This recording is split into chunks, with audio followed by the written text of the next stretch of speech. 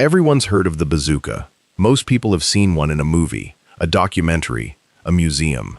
That long tube, the soldier kneeling down, the rocket streaking across a field and blowing a tank apart. It looks simple, almost primitive, like someone just strapped a pipe to a rocket and called it a weapon. And in a way, that's exactly what it was. But here's the thing, that simplicity, that almost absurd straightforwardness, was precisely why it terrified the people who first encountered it. Because in 1942 and 1943, German soldiers in North Africa and on the Eastern Front started picking up American bazookas from the battlefield. They weren't collecting souvenirs. They were studying, taking the weapon apart, turning it over in their hands, figuring out how it worked, and within months, Germany had produced something that looked like the bazooka's older, angrier, more dangerous brother, a weapon that could punch through more armor, carry a bigger warhead, and kill from further away. They called it the Raketenpanzerbuchse, but the soldiers who carried it had a different name for them. They called it the Panzerschreck, the tank terror, and it earned that name completely. This is the story of how one captured American weapon changed the entire face of anti-tank warfare in World War II. How a weapon that wasn't even supposed to be great became the blueprint for something genuinely terrifying. And how the German military's ability to reverse engineer, scale up, and deploy a weapon faster than almost anyone expected turned a battlefield find into one of the most feared infantry weapons of the entire war. If you want to understand things like this, the moments where one weapon changes everything, then stay right here, because we're just getting started. Hit subscribe so you don't miss what's coming next. Let's go back to where this story actually begins. Not on a battlefield, not in a weapons factory, not even in a military meeting. It begins in a laboratory in the United States in the late 1930s with a scientist named Robert Goddard, who had been obsessed with rockets since he was a teenager, and a problem that the American military had been quietly struggling with for years. The problem was simple to state and brutally hard to solve. Tanks were getting better. Every year, armor got thicker, designs got more sophisticated, and the gap between what infantry soldiers could carry and what they needed to stop a tank kept getting wider. In the First World War, anti-tank weapons were essentially improvised afterthoughts. Rifles that fired large-caliber rounds, anti-tank guns that required whole crews and vehicles to move, and grenades that you had to get dangerously close to use. By the late 1930s, with Germany building panzers and everyone paying very close attention, military planners everywhere were starting to ask the same question. How do you give a single soldier the ability to knock out a tank without needing a full artillery crew, a heavy vehicle, or a death wish? The answer that kept coming back involved shaped charges. Not just bigger explosives, but smarter ones. Specifically, a design principle that had been known since the late 19th century, but had never been fully exploited in a military context. The Monroe effect, later called the hollow charge effect or shaped charge effect, was based on a deceptively simple observation. If you shaped an explosive so that it had a concave hollow facing the target, the blast didn't just push outward in all directions. It focused. It formed a high-velocity jet of superheated gas and metal that could cut through armor like a needle through cloth, regardless of the thickness. This wasn't about brute force. It was about precision, about concentrating energy into a single point. And crucially, it meant the penetration ability of the weapon was not dependent on velocity. You didn't need to fire the warhead at enormous speed for it to work. The shaped charge would do its job whether it arrived fast or slow, as long as it hit correctly and detonated at the right standoff distance from the armor. That last point was revolutionary, because it meant you could design a slow, relatively low-powered rocket to carry the warhead. You didn't need a massive cannon or a high-pressure gun barrel. You just needed something that could launch the charge close enough to do its work. That was the conceptual breakthrough, but turning it into a practical weapon that an infantry soldier could actually carry and fire took years of development, frustrating dead ends, and a fair amount of organizational chaos within the American military establishment. The man most directly responsible for turning the concept into reality was Colonel Leslie Skinner and his colleague Edward Ohl. Working out of Aberdeen Proving Ground in Maryland, they had been experimenting with a tube-launched rocket system that could fire a shaped charge warhead. The design went through multiple iterations. Early versions were too heavy, too inaccurate, too unreliable. The rockets misfired. The warheads didn't detonate consistently. The tubes were awkward and difficult to handle in field conditions. But by late 1941, the pieces were starting to come together. The M1 rocket launcher, which would become the bazooka, was a two-piece steel tube approximately 54 inches long when assembled. It fired an M6 rocket-propelled grenade with a shaped-charge warhead. The launcher itself weighed about 13 pounds when empty. The rocket weighed roughly 3.5 pounds. A trained two-man crew could carry it, set it up, and fire it without any additional equipment. By the standards of what it could do, which was punch through up to 3 inches of armor at ranges out to roughly 100 yards, it was extraordinary.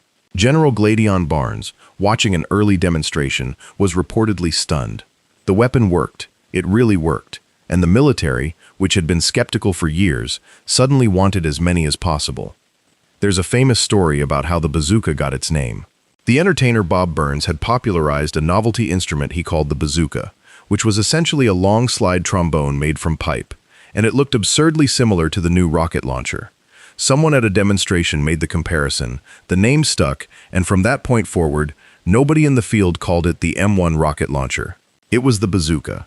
The name had a casual, almost joking quality that suited the weapon perfectly because that casualness masked something genuinely lethal, and within months of its official adoption, it was being shipped overseas to theaters of war that desperately needed exactly what it offered. Now, here is where we need to slow down and really understand something. Because the story of the bazooka becoming the Panzerschreck is not just a story about technology. It's a story about intelligence, about how militaries learn from their enemies, about the speed with which good ideas move across battlefields. And it starts in a place most people don't think about when they think about tank warfare: North Africa. Operation Torch, the Allied landings in North Africa in November 1942, marked the first large-scale deployment of American forces in a ground combat theater against German troops. The bazooka came with them. It was new enough that not everyone knew how to use it properly, and logistics were chaotic enough that ammunition and weapons didn't always end up where they were supposed to be. In the confusion of early combat in Tunisia, some bazookas and their ammunition inevitably ended up in German hands. Not huge quantities, but enough. Enough to examine, enough to understand. And the Germans who got their hands on them were not casual observers. They were engineers, ordnance specialists, men trained specifically to evaluate captured equipment and report back on what it meant. The report that came back from those early captured bazookas was essentially this: the Americans have solved the problem. They've built a man-portable rocket launcher that fires a shaped-charge warhead and can threaten armored vehicles. The concept is sound. The execution has weaknesses. But the fundamental idea is correct, and we need our own version. Better. Immediately. This was not a slow, bureaucratic response. This was wartime Germany in 1943, a military-industrial complex that had already demonstrated extraordinary capacity for rapid development and production. When Hitler's armaments minister Albert Speer reorganized German war production, he created a system capable of scaling up new designs with terrifying speed. And when the German Ordnance Department looked at the American bazooka and decided to create a German equivalent, that system kicked into overdrive. The man at the center of the German response was a weapons designer working within the structure of German Army Weapons Office, the Heereswaffenamt. The captured bazookas provided not just a concept, but a worked example. The German engineers could see the tube design, the rocket motor configuration, the trigger mechanism, the electrical ignition system. They could disassemble the warhead, study the shape-charge geometry, measure the standoff distance, calculate the cone angle. They were essentially looking at a completed engineering problem with the answer already written out. What they needed to do was improve it. And improve it they did, in several key areas. First, the caliber. The American bazooka fired a 60mm rocket. The Germans decided to go bigger, significantly bigger. The Panzerschreck used an 88mm rocket. That number, 88mm, should ring a bell. The same caliber as Germany's legendary 88mm anti-aircraft gun that had been terrifyingly effective against Allied tanks in North Africa. The choice wasn't coincidental. Bigger caliber meant a larger-shaped charge warhead, which meant more explosive material, a larger hollow cavity, and critically, more armor penetration. Where the early M1 bazooka could penetrate roughly 3 inches of armor, the Panzerschreck's larger warhead could push through around 4 to 4.5 inches. That difference doesn't sound like much until you realize that it was the difference between a weapon that could reliably threaten most Allied and Soviet tanks and one that could threaten virtually all of them. The 88mm warhead of the Panzerschreck gave it penetration capability that matched or exceeded the dedicated anti-tank guns of several nations. Second, the range. The original American M1 bazooka was effective at roughly 100 yards.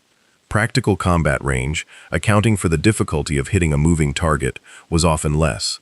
The Panzerschreck had a somewhat similar effective range, perhaps slightly better at around 150 meters in ideal conditions, though the truth was that in real combat, both weapons were most reliably used at distances under 100 meters. But the Germans made specific design improvements to the rocket motor that gave it a cleaner, more consistent burn, improving accuracy. Third, and most critically for the soldiers who actually had to use it, the backblast problem. Both the bazooka and the Panzerschreck produced a violent jet of hot propellant gases from the rear of the tube when fired.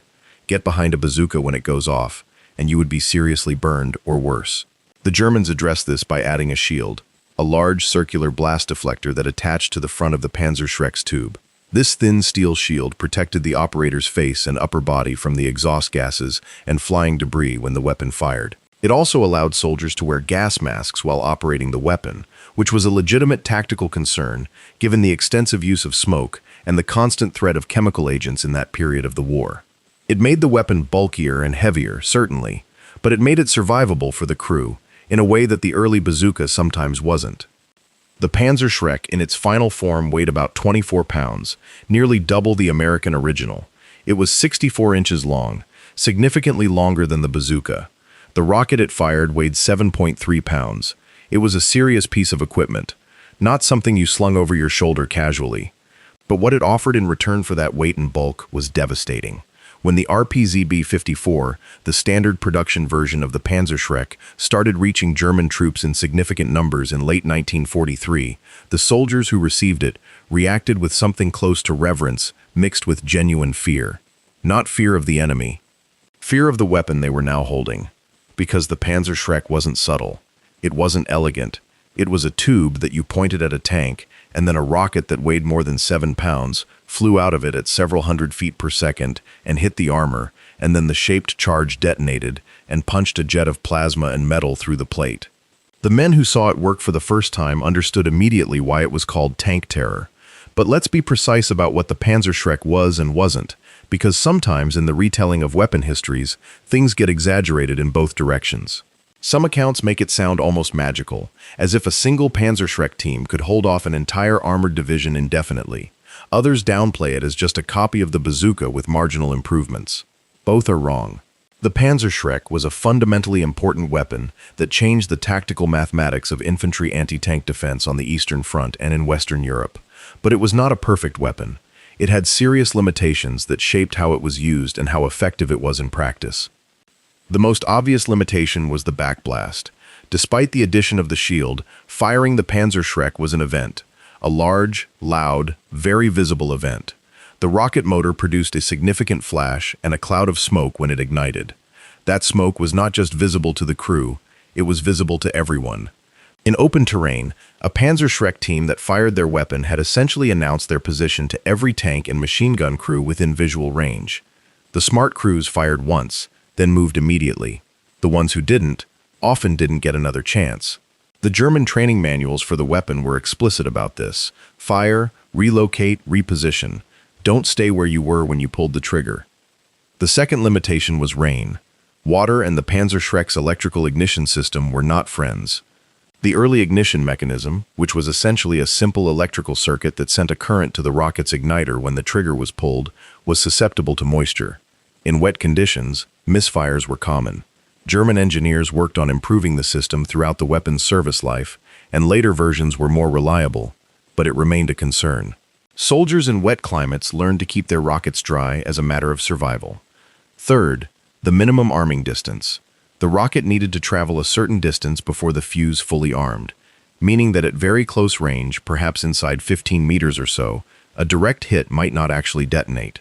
This wasn't unique to the Panzerschreck. Most rocket weapons of the era had similar characteristics, but it meant that in the extreme close-quarters fighting that characterized urban combat in cities like Stalingrad, Cassini, and later Berlin, the weapon sometimes had to be used in ways that required extraordinary care and positioning. And finally, the weight of the ammunition. Each 88mm rocket weighed over 7 pounds.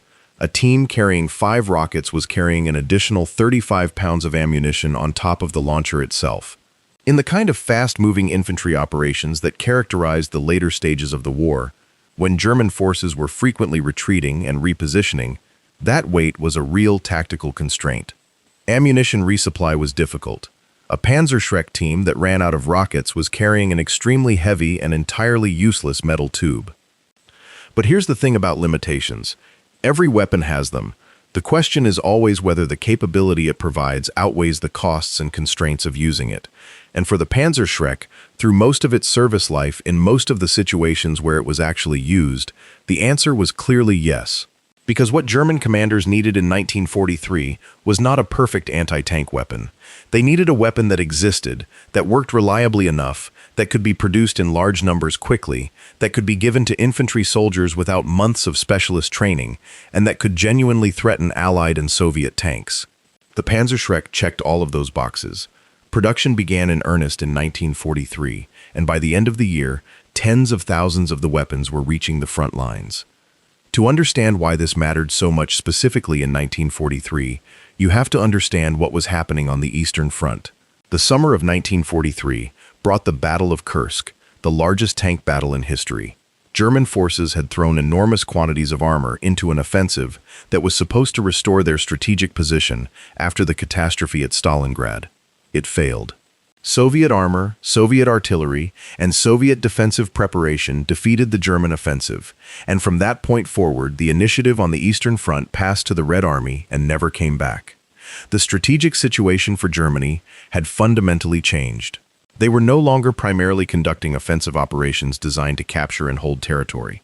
They were increasingly in a defensive posture, trying to slow and channel Soviet advances, conducting fighting retreats, holding fortified positions under constant pressure from an enemy with enormous material advantages. In that context, a weapon that gave infantry soldiers the ability to kill Soviet tanks was not just useful, it was potentially decisive at the local level. Because if Soviet tank attacks could be broken up, if the tanks could be separated from their infantry support and then engaged by men with Panzerschrecks, the tactical picture could be shifted. A handful of well-positioned Panzerschreck teams in a village, a tree line, a ruined building, could stop or seriously delay an armored thrust that would otherwise roll through standard infantry positions without pausing. The weapon gave individual German soldiers a genuine ability to influence armored combat without needing an artillery battery or a Tiger tank behind them. Soviet tank crews learned this very quickly and adjusted their tactics accordingly. The standard Soviet approach to combined arms operations already emphasized keeping infantry close to the tanks to protect them against exactly this kind of threat. But the Panzerschreck forced even more careful attention to close protection. Soviet commanders began requiring that tanks operating in terrain suitable for infantry ambush maintain constant close coordination with their own infantry, move more slowly through potentially covered areas, use suppressive fire against suspected Panzerschreck positions before advancing, and rely more on artillery preparation to clear buildings and defensive positions before tank assaults. In other words, the Panzerschreck didn't stop Soviet advances. Nothing was going to stop Soviet advances by that point in the war. But it imposed costs. It required adjustments. It slowed things down. And every week of delay, every additional preparation required, was tactically meaningful, even if it couldn't change the strategic outcome. On the Western Front, the story was somewhat different, partly because the terrain was different, and partly because the nature of the fighting in France and Germany after the Normandy landings in 1944 created specific conditions where the Panzerschreck excelled. The bocage country of Normandy, with its dense network of hedgerows creating compartmentalized close-range combat, was almost ideally suited to infantry anti-tank ambush. American and British tank crews who had trained for open terrain found themselves maneuvering through lanes barely wide enough for their vehicles, unable to see more than a few dozen yards in any direction, surrounded by cover that could conceal a Panzerschreck team at point-blank range. The losses among Allied armor in the bocage during the weeks after D-Day were sobering, and German anti-tank infantry using Panzerschrecks and the related Panzerfaust weapons were a significant contributor to those losses. The Panzerfaust deserves a moment here because it often gets conflated with the Panzerschreck in popular accounts, and the distinction matters. The Panzerfaust was a single-shot disposable weapon, much lighter and simpler than the Panzerschreck. A steel tube with a large caliber-shaped charge warhead on a stick, launched by a small propellant charge. It was cheap.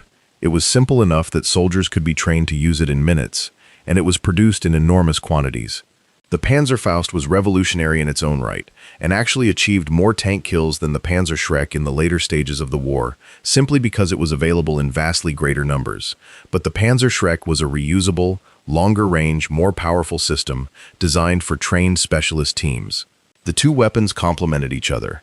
Panzerfausts for mass distribution to ordinary infantry for close defense.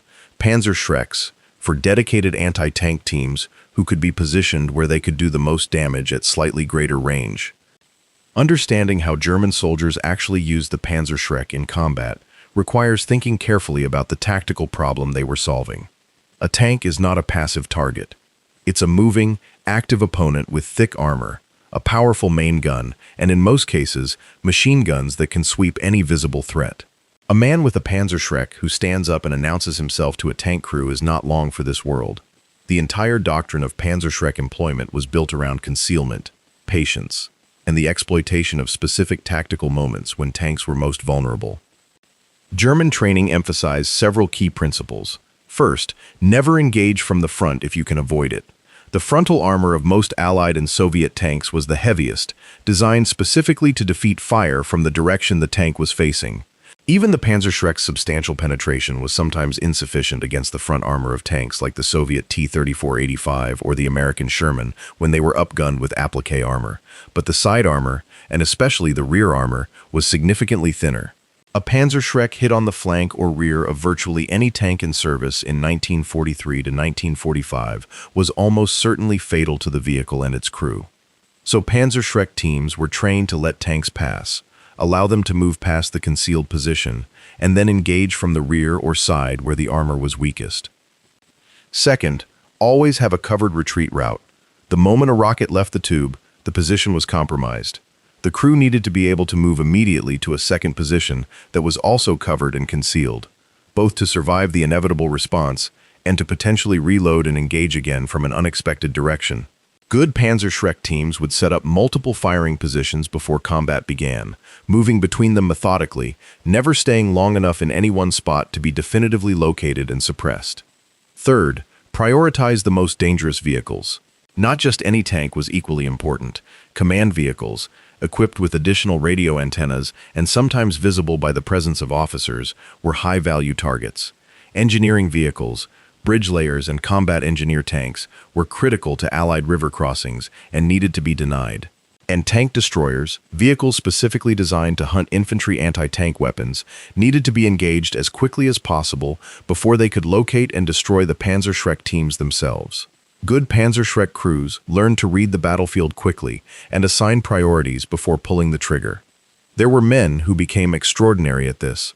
Individual soldiers whose skill with the Panzerschreck earned them decorations, promotions, and reputations that spread through their units like quiet legends. The German military took the tracking of anti-tank kills seriously, and there were soldiers officially credited with dozens of tank kills using shoulder-fired weapons. Not all of those were Panzerschrecks, many were Panzerfausts, or a combination of weapons, but the Panzerschreck featured prominently in the records of Germany's most decorated anti-tank infantrymen. The weapon gave individual soldiers a form of agency and capability that had simply not existed before. One man, or one two-man crew, could destroy a tank. That was a genuinely new thing in warfare, and the soldiers who proved most capable of doing it repeatedly were celebrated in German military culture in ways that reflected how important the capability was. Now let's go back to the technical evolution, because the Panzerschreck didn't stay static. The original design, the RPZB-43, was the first production model, and it was quickly improved. The RPZB-54, which became the standard version, added the blast shield and refined several mechanical details. Later came the RPZB-54/1, which reduced the length of the tube to make it slightly more manageable without significantly reducing performance. The rocket itself, the RPZB.CR.4322, was similarly refined over time. Early versions had ignition reliability issues in wet conditions and at low temperatures, both of which were critical concerns on the Eastern Front, where Russian winters were a constant tactical factor. Later ammunition improved the propellant formulation and the ignition mechanism to maintain better performance across a wider temperature range. The production numbers tell an important story. Germany produced approximately 314,000 Panzerschreck launchers during the war, a remarkable output given the competing demands on German industrial capacity during that period. rocket ammunition production ran into the millions of rounds. These weren't boutique weapons issued to elite units. They were standard equipment, mass-produced and distributed throughout the German order of battle. By 1944, a German infantry division would typically have hundreds of Panzerschrecks distributed throughout its organic units, in addition to its dedicated anti-tank guns and whatever Panzerfausts were available. For comparison, the American bazooka program that inspired it all produced roughly 476,000 M1 and improved M1A1 launchers, plus the substantially improved M9 that entered service in 1944.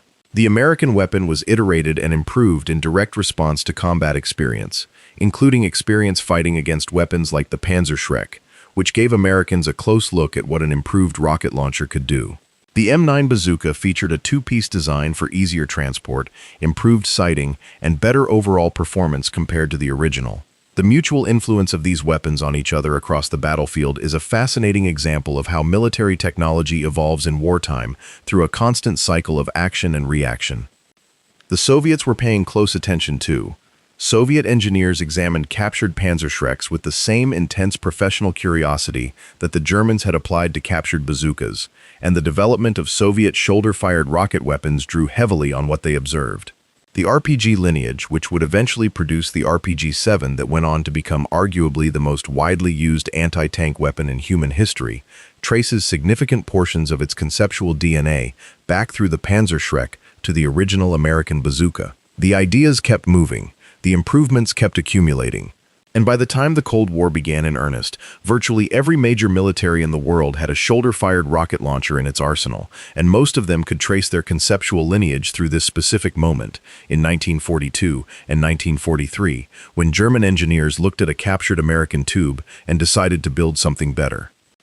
But let's stay focused on the war itself for a moment, because some of the most important stories about what the Panzerschreck actually meant in combat come from specific engagements where its use was decisive or near decisive at the tactical level. Consider the situation in Italy in late 1943 and 1944. The Allied advance up the Italian peninsula was one of the most grueling military campaigns of the entire European war. The terrain, mountains, rivers, narrow roads through mountain passes, was inherently defensive terrain that strongly favored a smaller force trying to delay a larger one. German forces under commanders like Kesselring proved extraordinarily effective at using that terrain, and anti-tank infantry weapons were a critical part of how they did it. At positions like Cassino and along the Winter Line and Gothic Line defensive systems, German infantry equipped with Panzerschrecks were integrated into defensive positions that required Allied armor to advance through covered terrain where ambush was nearly constant.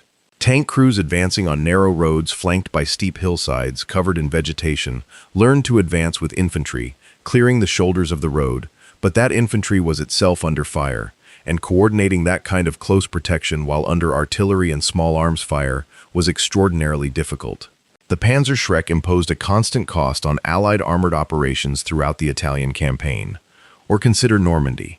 In the days after D-Day, as Allied forces tried to break out from the beachhead and expand the lodgment area, German infantry defending the bocage used every available weapon to slow the advance. The Panzerschreck was among the most feared of these. American tankers discovered quickly that their Shermans, for all their mechanical reliability and decent armament, were frighteningly vulnerable in the close terrain of the Norman countryside. The Sherman's armor was adequate for most distances in open combat, but against a Panzerschreck at 20 meters from the flank, it was not enough. The psychological effect on American armor crews was significant and well documented. Tank crews began to dread the bocage with an intensity that reflected genuine tactical vulnerability. The development of the Cullen hedgerow cutter, a field modification that allowed Sherman tanks to push through hedgerows rather than climbing over them and exposing their vulnerable belly armor, was partly driven by exactly this concern. Climbing over a hedgerow meant presenting the thinner bottom armor to any Panzerschreck team waiting on the other side. In the battles for German cities in 1945, as Allied forces pushed into Germany itself, the Panzerschreck appeared in the hands of increasingly desperate defenders. Volkssturm units, the German People's Militia scraped together from men too old or too young for regular service, were issued Panzerschrecks and Panzerfausts and ordered to defend urban positions against Allied armor. The results were mixed. Trained soldiers could use the Panzerschreck effectively. Poorly trained Volkssturm militia often could not, and many were killed by Allied troops before they could bring their weapons to bear. But in some urban engagements where terrain again favored the defender and where Allied armor was forced into narrow streets and blind corners, even Volkssturm defenders achieved kills that slowed Allied advances and added to the already terrible cost of urban fighting. The Battle of Berlin in April and May 1945 represents perhaps the most concentrated use of these weapons in the entire war. Soviet forces fighting through a city, defended to the last by SS troops, regular army units, and civilian militia, encountered Panzerschrecks and Panzerfausts in enormous numbers. Every building, every basement, every ruined floor represented a potential firing position. Soviet tank crews who had survived 3 years of brutal combat on the Eastern Front were killed in the rubble of Berlin by weapons that hadn't existed when the war started. The Soviets, who by this point had enormous material superiority and complete air dominance, still lost dozens of tanks to infantry anti-tank weapons in the fighting for the German capital. It was a testament to the weapon's continued lethality, even in the hands of defenders who had no realistic prospect of winning the larger battle. There's something worth examining carefully in that image. The Panzerschreck, in the hands of a Volkssturm defender in Berlin in April 1945, represented the end of a technological journey that had begun 2.5 years earlier, when German engineers first looked at a captured American bazooka. In that time, the concept had been refined, scaled up, mass-produced, and distributed to millions of soldiers across multiple theaters of war. The shaped charge rocket weapon had gone from a novelty, a clever American invention that most military observers had only vaguely heard of, to a standard piece of infantry equipment that every army in the world would consider essential for the rest of the 20th century and beyond. That is an extraordinary trajectory, and it's worth pausing to think about why it happened so fast. Part of the answer is obvious. Wartime necessity concentrates the mind wonderfully. When you are fighting a war for survival, the normal bureaucratic friction that slows peacetime weapons development largely disappears. A concept that would take a decade to move from prototype to field deployment in peacetime can happen in months during a war. Germany in 1943 was not waiting for 5-year procurement cycles or extensive field trials before deploying new weapons. If something worked and could be built, it went to the front. But there's a deeper reason too. The bazooka was a remarkably legible weapon. It was easy to understand. The principles behind it, a rocket, a shaped charge, an open tube launcher, were not arcane or mysterious. They didn't require exotic materials or specialized manufacturing processes that were hard to replicate. The shaped charge effect had been understood in theory for decades. The challenge had been engineering a practical weapon around it, and the Americans had done that engineering work. When German engineers captured the result, they weren't starting from a theoretical principle. They were looking at a working answer. The reverse engineering task was therefore much simpler than it would have been had the weapon been more technologically opaque. They could measure everything, test everything, and understand why every design choice had been made. And then they could improve on those choices with the benefit of seeing the full picture rather than building toward it.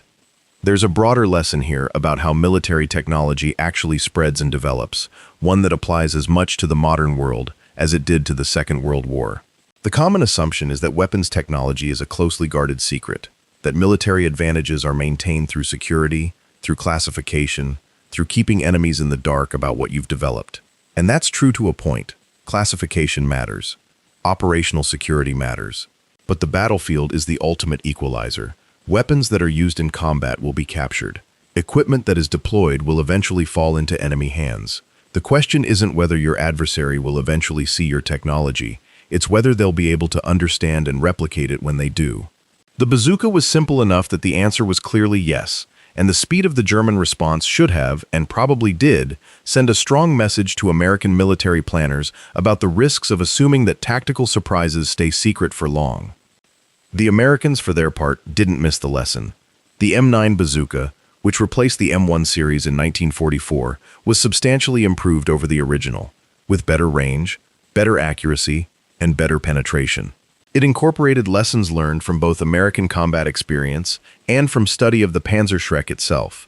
The weapon that had inspired the German copy was itself improved, partly because the Germans had shown what a better version of the concept could look like. That circular influence, American weapon inspires German copy improves on original, improved original borrows from the copy, is a microcosm of how military technology evolution actually works in wartime. It's not a one-way transfer from innovator to imitator. It's a constant feedback loop where each side's developments inform the other's next iteration. By the end of the war, both the bazooka and the Panzerschreck had been superseded in some respects by the Panzerfaust in terms of sheer numbers deployed, but both had proven the concept so thoroughly that there was never any serious question about whether the next generation of military equipment would include shoulder-fired anti-tank rocket weapons. The answer was clearly yes. The only questions were about caliber, range, accuracy, and whether the weapon should be reusable or disposable. Different militaries answered those questions differently, based on their specific doctrines and industrial capacities. But the fundamental concept was settled. Infantry soldiers would have weapons that could kill tanks. That had not been true, not really true, not in a reliable and practical sense, before the bazooka appeared in 1942. The post-war development of these ideas is its own enormous story, but some threads are worth tracing briefly. The American bazooka evolved through several generations, culminating in the M20 Super Bazooka, a 3.5-inch weapon with substantially greater penetration that was rushed into service during the Korean War, when American forces found that their existing bazookas were inadequate against North Korean T-34 tanks. The lesson of 1942, that a bigger warhead matters, had to be relearned in 1950 under combat conditions. The result was a weapon that bore a strong family resemblance to the original, but with performance characteristics much closer to the wartime Panzerschreck. Soviet work on similar weapons after the war produced the RPG-2 and then the iconic RPG-7, which entered service in 1961 and has never really gone away. The RPG-7 is still in use by dozens of military forces around the world today. Its basic operating principle, a reusable launcher firing a rocket with an oversized warhead that extends beyond the muzzle of the tube, is immediately recognizable as a development of the same conceptual lineage that runs through the Panzerschreck back to the bazooka. The Soviet engineers who designed it had access to captured German weapons and had studied both the Panzerschreck and the bazooka extensively. The design choices they made reflect those studies. NATO countries developed the Carl Gustav recoilless rifle and various guided missile systems that addressed the same tactical problem with different technological approaches. Israel developed the B-300 and later the Matador. The United States developed the AT-4, a single-shot disposable weapon conceptually similar to the Panzerfaust in its simplicity, but with much better performance. Every one of these weapons exists because of the chain of development that started with Robert Goddard's rockets, ran through the American bazooka program, and accelerated when German engineers in North Africa captured an American rocket launcher and recognized immediately what they were looking at. That moment of recognition, the German engineer turning the bazooka over in his hands and thinking, yes, we can do this better, is one of the genuinely pivotal moments in 20th century weapons history. Not because the weapon he was holding was a catastrophic secret that changed the balance of power overnight, but because it crystallized a concept that would define infantry anti-tank warfare for the rest of the century and into the next one. The idea that a single soldier could carry a weapon capable of killing the most powerful armored vehicle on the battlefield was not new in 1942. But the practical demonstration that it could be done with a simple, reliable, mass-producible tube and rocket was new. And once that demonstration existed, the idea could not be uncaptured. It spread, it evolved, it improved, and it fundamentally changed the tactical calculus of armored warfare in ways that persist to this day. Consider the contemporary battlefield. Modern anti-tank guided missiles, shoulder-fired rockets, and disposable anti-armor weapons are so integral to modern infantry doctrine that it's almost impossible to imagine warfare without them. But that ubiquity is only a few generations old.